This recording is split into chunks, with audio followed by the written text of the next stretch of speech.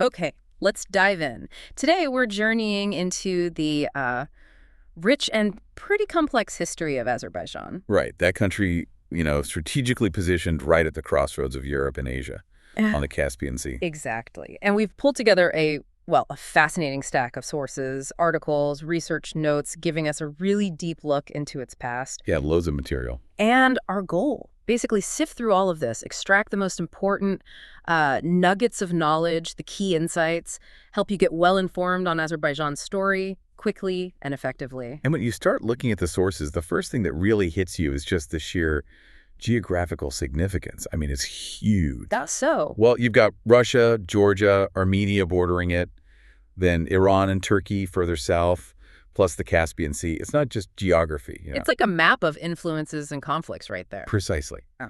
And remember, Azerbaijan only emerged as an independent republic in '91 after the USSR dissolved.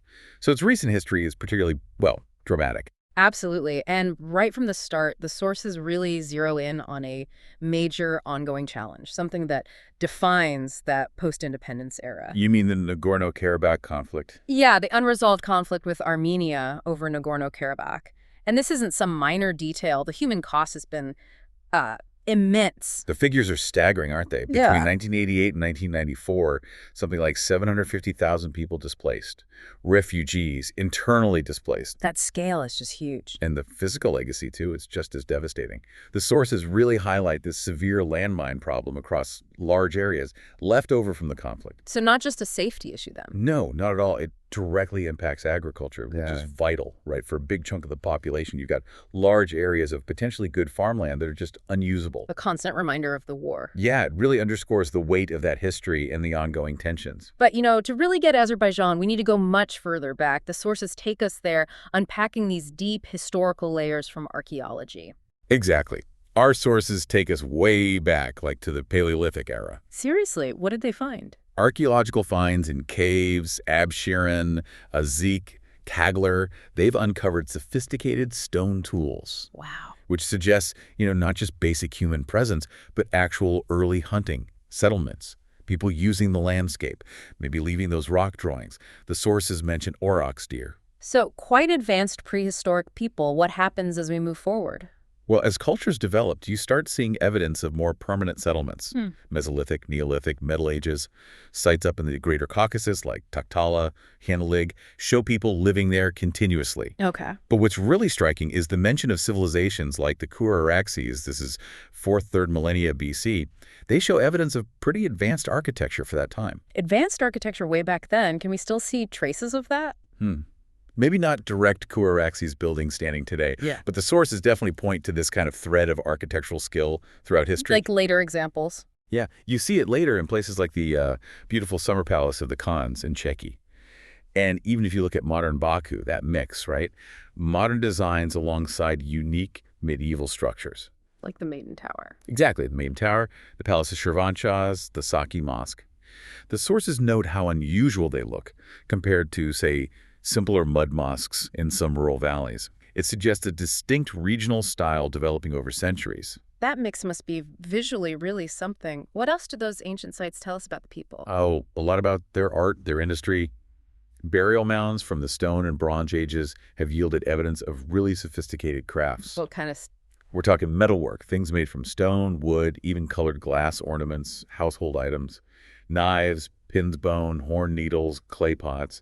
And they weren't just functional. Lots of them have decorations. So a real culture of craftsmanship was already there. Definitely. Yeah. The sources get specific. They detail the skill in items made from semi-precious stones, amber, agate, chalcedony, glass beads too. Techniques. Yeah, things like enameling, intricate engraved decorations, animals, fish, even gilding on copperwork. It speaks to a high level of artistic culture and technical skill thousands of years ago. You mentioned the Maiden Tower in Baku, one of the most iconic symbols. What's its particular significance in the sources? Ah, the Maiden Tower. It's central. It's not just this ancient architectural puzzle. People still debate its original purpose, right? Yeah, I've read about that. But it got wider recognition internationally in the 19th century. It featured in paintings shown abroad, like Francis Richard's work at London's Crystal Palace in 1851. Okay. But culturally, its significance goes even deeper. The sources highlight it as the inspiration for a ballet in 1940, Maiden Tower, by Afrosiab Battlebailey. Wow, that's quite a leap. An ancient tower inspiring a national ballet tradition. It really shows how history keeps inspiring culture, doesn't it? That ballet is actually credited with initiating the art of ballet in Azerbaijan. Yeah, it spurred development in everything, composition, choreography. The sources mention how this led to loads of documentation, study of Azerbaijani ballet literature by musicologists, scholars. It really cemented its place in the national art scene, often linked to the national opera and ballet theater. A powerful example of a historical symbol being kind of revitalized in modern art. Exactly. So as we move into the medieval period, this is where things get, well, really complex and fascinating. Major shifts in power, culture. Right, a battleground of empires, basically. Pretty much. As the Sasanian Empire, which had ruled the area, started weakening late 6th, 7th centuries, some local powers popped up briefly, but ultimately they couldn't hold off the expanding Arab attacks, driven by the rise of Islam. And this led to Azerbaijan becoming part of the Islamic Empire. Yes, the sources describe it falling under the Umayyad military jurisdiction from 651. But it wasn't like a simple takeover. Yeah, the sources mentioned limited success in the mountains, where locals used guerrilla tactics. There was even some initial support for the last Sasanian king in the region. Was there any brief return to Sasanian or even like Byzantine control? The sources mention a short period under Greek rule after a brief Sasanian restoration. But after the Persians were finally defeated, it went back to Umayyad control. So the Islamic conquest really solidified its hold in the 7th century. How did that conquest actually proceed?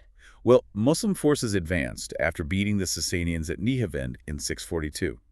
They captured key cities, Barda, Kabbalah. Barda was lost temporarily, but mostly the region came under civil rule directed by Islamic authorities. But resistance continued. It did, particularly from people in the hilly, mountainous areas. Muslim forces kept pushing into nearby areas like Georgia, but they faced challenges too. Conflicts with the Khazars, for instance. Okay, and after the Umayyads, the Abbasids came next, right? Yes, from 750 onwards. Yeah. And during this Abbasid period, the sources note something interesting. Azerbaijan became more Persian than Arabic. Really? How so? Well, there were internal tensions, described as sectarian issues between Farsis and Arabs. Local governments started gaining more autonomy. And this push for more independence really came to a head in the 9th century with that movement led by Babek. Ah, yes, Babek. The sources highlight that as significant. Very significant, even though it was eventually crushed.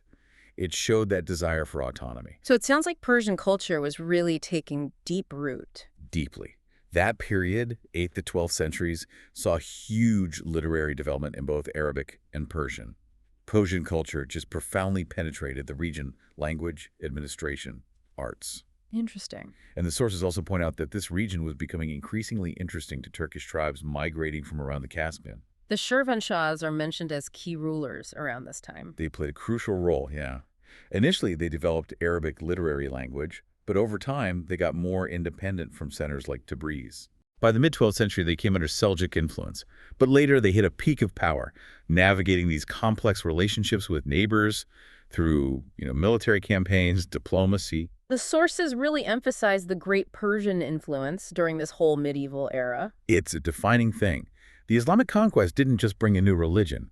It ushered in this era where Persian influence was massive across literature, music, agriculture, architecture, state management, everything. Persian even became the main language for literature and administration. It replaced Arabic in those spheres, yeah. Great epics like the Shahnameh were hugely popular. And the sources note, Azerbaijani scholars and poets were making significant contributions to Persian literature then. How did this influence show up in the arts, like music and performance? The sources draw a direct line there. Music, performance arts, they're linked back to works like Khosrow and Shirin, similar to how epic poetry influenced other ancient traditions. Nizami's work seemed key. Particularly important, yeah. Sources for various creative genres, music, poet drama. Khosrow and Shirin itself, this vast Persian composition, later had arrangements in both Persian and Turkish. Shows that blend of influences. What about how the state was run during this complex time? The sources describe a pretty sophisticated administrative system. They mention something called the canton system, used in the East, managed by Azerbaijani governors. Okay. And Persian documents from this period, especially later under the Safavids, are cited as evidence of this advanced state organization. Even famous literary works like Nizami's Kamsa had a huge impact, translated into Persian, Turkish, Arabic, used as models for literature as far off as India. And then the Seljuk Empire arrives on the scene. Right, the Seljuks, Turkey dynasty. They conquered much of the Persian Empire's mid-11th century, established dominance over the Middle East by the 1070s. Big impact. Huge. Their expansion was significant enough to challenge the Byzantine Empire directly. The source is even cited as a factor provoking the Crusades. Did they conquer Azerbaijan itself? The sources note the first Seljuk attack was the conquest of Ardabil in 1064. They had military successes against the Byzantines, conquered parts of Georgia. But their empire didn't last forever. No, it saw a gradual decline from the late 11th century. Internal conflicts, invasions by other groups, Guz Turks, later the Mongols. And this decline led to new local powers emerging. Precisely. The weakening central Seljuk authority allowed various emirates to pop up in the peripheral regions, including Azerbaijan. The Shirvanshahs continued. And others. Another key one was the rise of the Atabey dynasty under Jazil Arslan. Their rulers eventually took the title Shah and formally declared independence from the Great Seljuks. So even with later Mongol influence, Seljuk structures kind of persisted. Elements did, yeah. And the sources specifically mentioned that battle near Manazrid in 1071 as a decisive moment, a crushing defeat for the Byzantine army. So this whole medieval period, waves of conquest, cultural shifts, the interplay of Arab, Persian, Turkic influences, it really laid the groundwork for what came next, didn't it? Absolutely. It created this complex tapestry of identities, political structures, the deep Persian cultural influence, the growing Turkic presence, all under the umbrella of Islamic rule. It set the stage for the distinct characteristics that would emerge, especially during the Safavid era. And that leads us right into the Safavid era. What did this period, say, late 15th to late 18th centuries, mean for Azerbaijan? Hugely transformative time. You had two major regional powers forming primarily Shiite Iran and Sunni Turkey and Azerbaijan, right on their borders. Which must have made it strategically vital. Exactly. Parts of Azerbaijan became crucial military and defensive zones. This influenced everything: population movements, political dynamics. The sources mention an Ottoman attempt to create some kind of barrier? Yeah, they referred to the Ottomans creating an ethnical and demographic barrier line through areas like Tabriz, Kurdistan. This affected the movement and settlement of Turkish-speaking groups in the borderlands. Oh. The sources also mention these powerful, mobile tribal groups in the Caspian area, characterized as tough, rabid, and cold, posing challenges for the more settled states nearby. But the rise of the Safavid dynasty itself seems like the most significant thing. Absolutely. The sources really emphasize that the biggest transformations, socio-political, economic, happened under the Safavids. They left this significant, broad, and durable political and cultural legacy in Azerbaijan. And they're even seen as responsible for a great renaissance in Iran. That's how the sources frame it, yeah. Profoundly shaping its history. And this dynasty fundamentally changed the religious landscape, especially with Shia Islam. Perhaps their most lasting impact. The Safavids actively injected new life into Islam, converting the Shia sect into what the sources call a political religion, even framed it as a liberating religion. So not just religious change. No, massive geopolitical consequences. It established Shia domination in northeastern Iran for 500 years, replacing Hanafi Sunni Islam there. Where did this powerful dynasty actually come from? Humble beginnings, actually. Started as a small mystic sect in Ardabil, Azerbaijan, back in 1306 under Sheikh Satay al-Din. Really? Yeah. Over time, under leaders like Sheikh Ismail, this cult of personality developed. Followers became almost like slaves to the leader. This state declared in 1447 was based on proselytization and military force. The sources described the sect becoming this formidable, sometimes ruthless force. But the sources also mention some negative consequences of their rise. Yes, they don't gloss over the turmoil. They note a degradation of socio-political life in some areas. Peasantry fleeing, farmland going wild. Groups associated with the movement, like the Gairat dervishes, are described targeting influential people, minorities, merchants, often seizing wealth. Yet, alongside that turmoil, there was also this major cultural flourishing. That's one of the defining paradoxes the sources describe. Yeah. The Safavids' embrace and expansion of Shia Islam somehow catalyzed this widespread cultural and artistic renaissance. Remarkable developments across the board: architecture, visual arts, calligraphy, music, literature, philosophy. A thorough Islamicization of local arts, too. Yes, the sources note that. Local arts and crafts were thoroughly integrated into this Islamic framework. What kind of arts and crafts really stood out? The sources highlight intricate tile work, gilding, ceramics, glasswork, enamel work, relief carving on marble.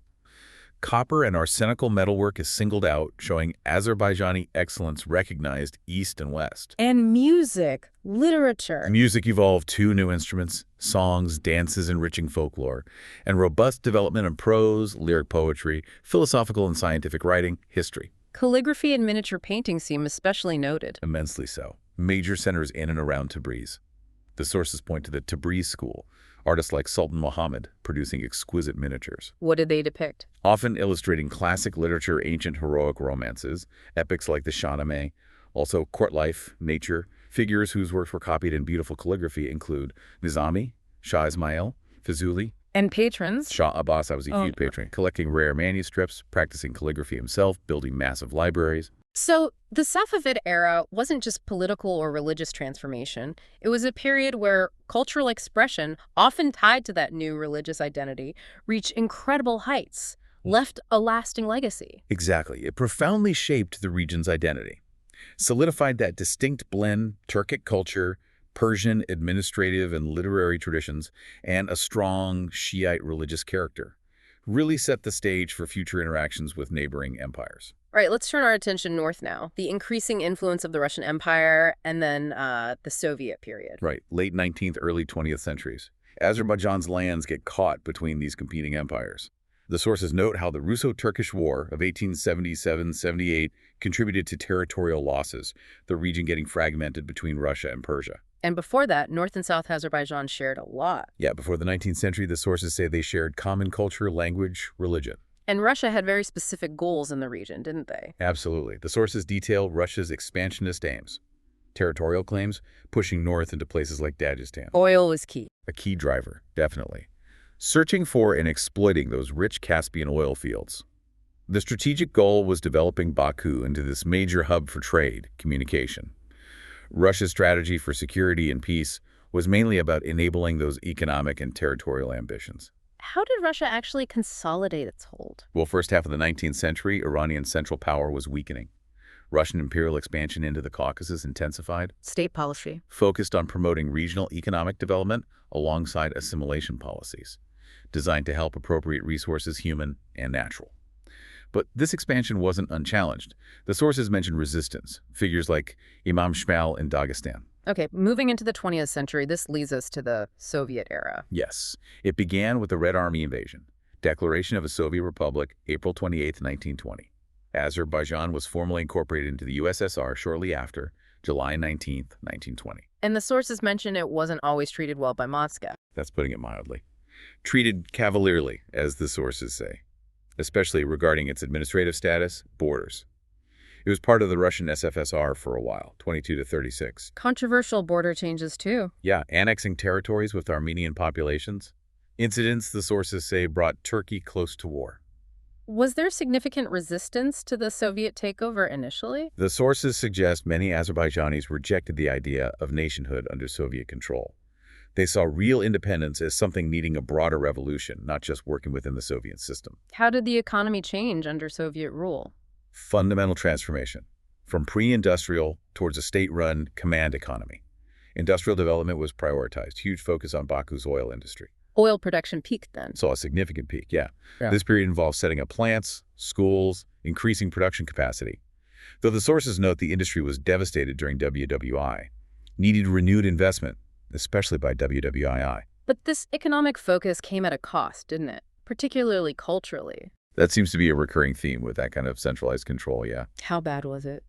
The sources detail significant cultural suppression.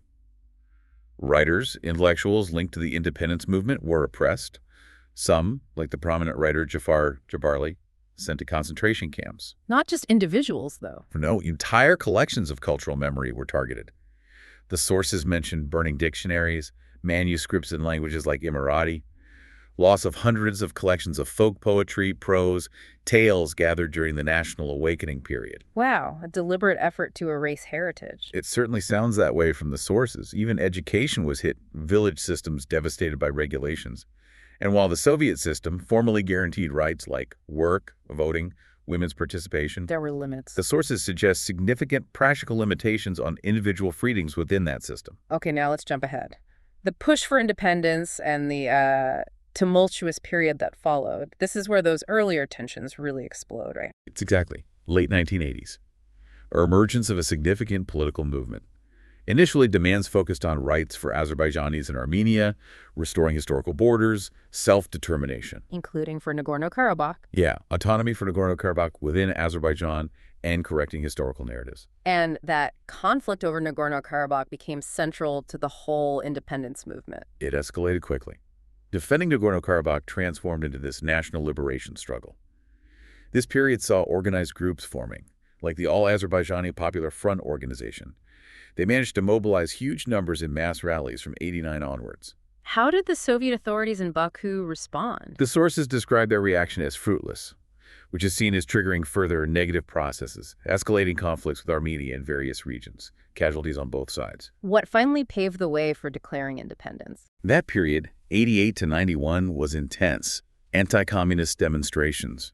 August '90, the Supreme Soviet took a big step, declared itself the supreme majority, adopted a decree restoring state independence, crucially, abolished the Communist Party's monopoly. And the Moscow coup attempt was key. The failed coup against Gorbachev in August '91 was decisive, led the Popular Front to meet and reaffirm the push for independence. So the formal steps followed soon after? Yes. State Independence Declaration adopted August 30th, '91, confirming borders, followed by the Law on State Independence, October 18th, '91.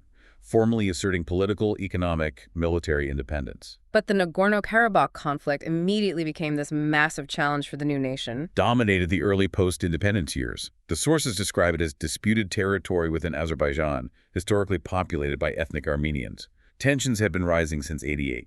Protests, clashes, violence against Armenians in Azerbaijani cities, including that massacre in Baku. And this spiraled into open war. Full-scale war between Armenia and Azerbaijan, '88 to '94. The outcome, as reported in the sources, was devastating for Azerbaijan. Armenian forces seized control of territory amounting to nearly 20% of Azerbaijan's internationally recognized land. Or even more, based on older borders. Or 37.1% if based on the 1956 borders of the autonomous region, And as we said earlier, created around 750,000 refugees and IDPs, left huge areas heavily mined, especially in the West. There's been a ceasefire since '94, but still unresolved. Russian-mediated ceasefire, Yep. Largely held, but the fundamental conflict isn't resolved. Tensions remain high. The Azerbaijani government views those territories as occupied. What about the political landscape inside independent Azerbaijan? Early years were marked by instability. Sources describe a transition to a dual parliamentary presidential system, power struggles reported. The succession of A.J. Aliyev in June '93 is seen as a turning point. Leading to What the sources call the establishment of an institutionalized authoritarian regime. A new constitution was adopted in November '95, though the sources mention reports of irregularities around that. Economically, the transition must have been incredibly tough. It was, and compounded by the war. Collapse of the Soviet command economy led to widespread devastation. Closed enterprises, broken ties.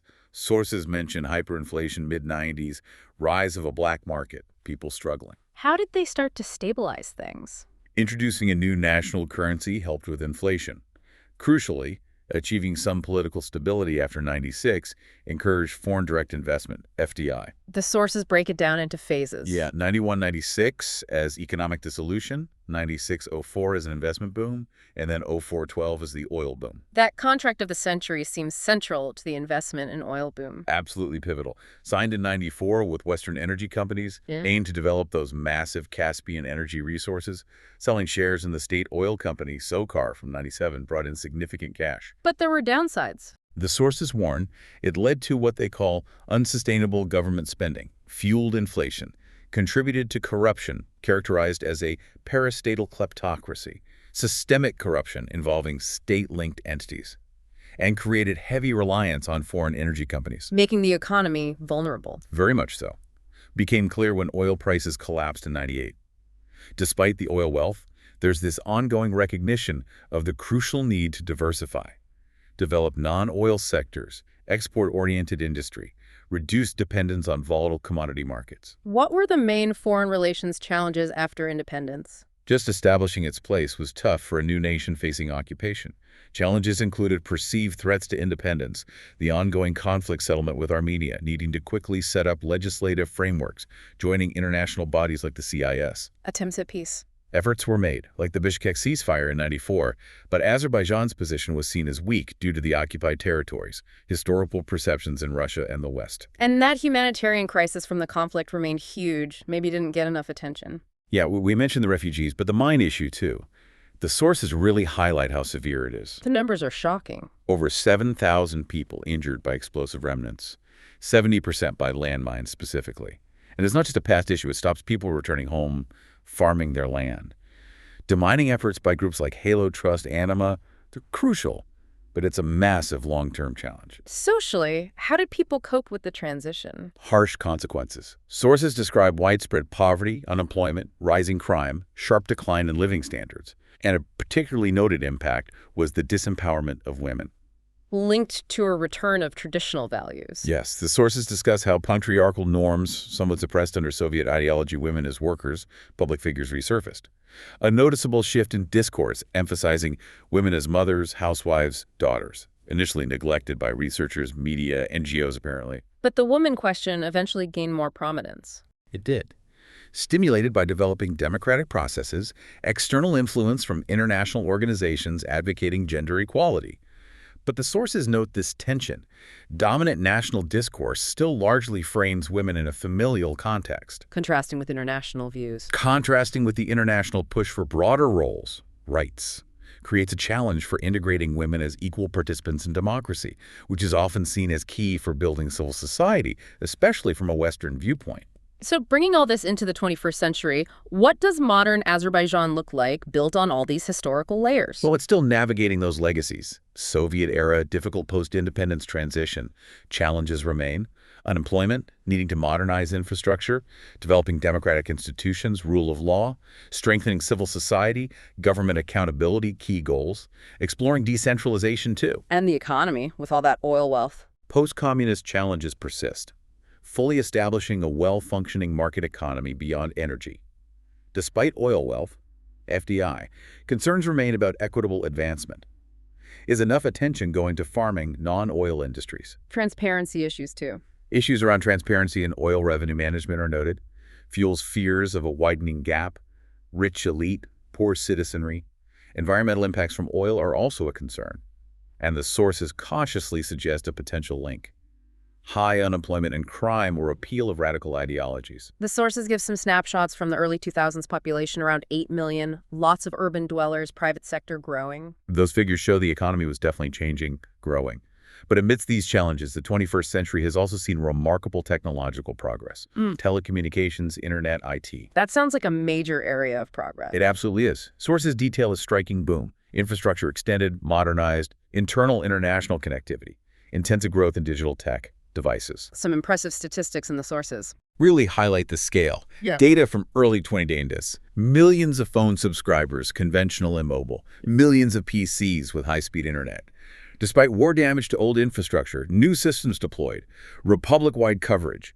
Broadband reached hundreds of towns, villages. Fiber optics. Data centers. Significant fiber optic lines laid. A world communication ring for international data.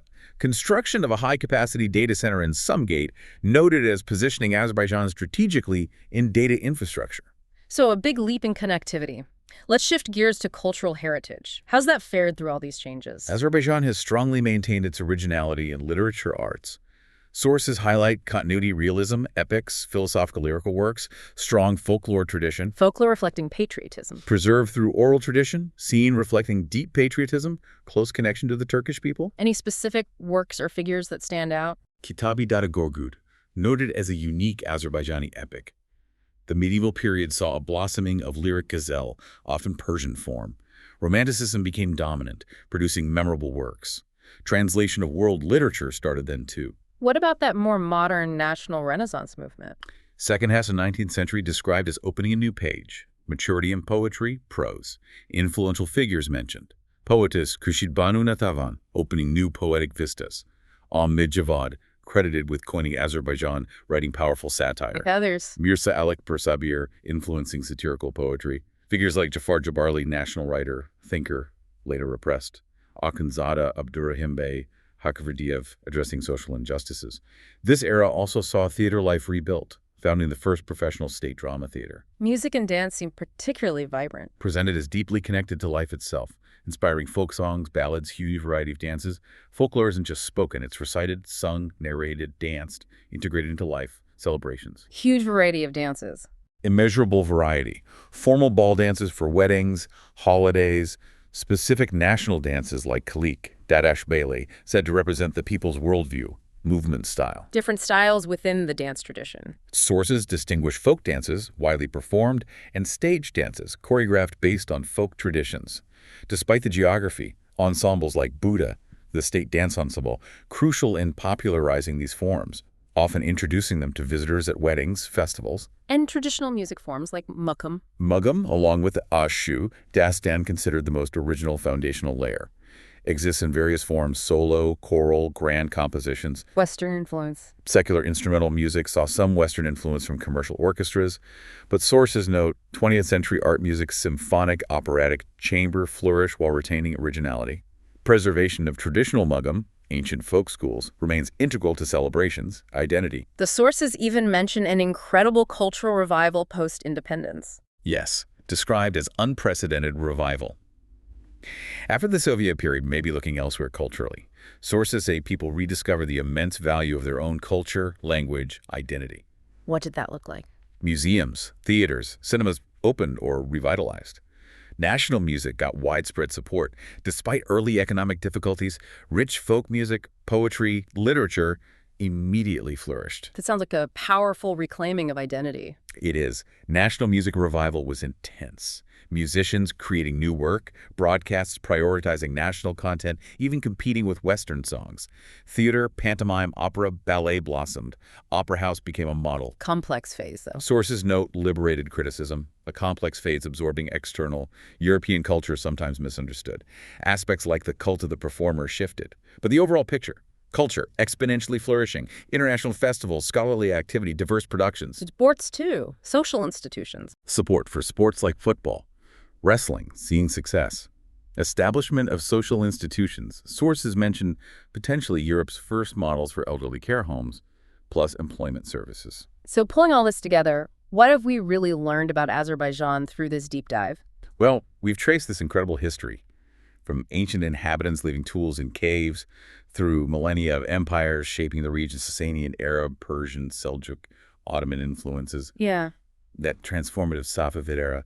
Then the pressures of Russian Soviet control, which, suppressed but couldn't extinguish a strong national identity. We've definitely seen a land consistently defined by its strategic location, like a crucial crossroads, both of vulnerability and a crucible for this unique, layered culture, a place where multiple civilizations converged, leaving this complex, resilient tapestry. And we've explored the profound impact of conflict, especially in Nagorno-Karabakh, on people, massive displacement, on the land, that devastating Mayan legacy, and how the economy has been dramatically shaped by energy resources, wealth, yes, but also challenges, dependence, corruption, needing diversification. This deep dive really offers a powerful lens, doesn't it? To view Azerbaijan nation with deep roots, complex cultural blend, resilient spirit tested by conflict, transition, and a dynamic present grappling with past legacies while embracing tech change, revitalizing its heritage. It certainly provides a lot to think about regarding how those historical forces are still playing out today. So consider this for a final thought. Given Azerbaijan's unique position, bridging East and West, its complex history navigating powerful empires, and the ongoing challenges it faces, solidifying independence, developing its economy, how might this intricate past inform its strategic choices, its evolving identity on the global stage in the 21st century?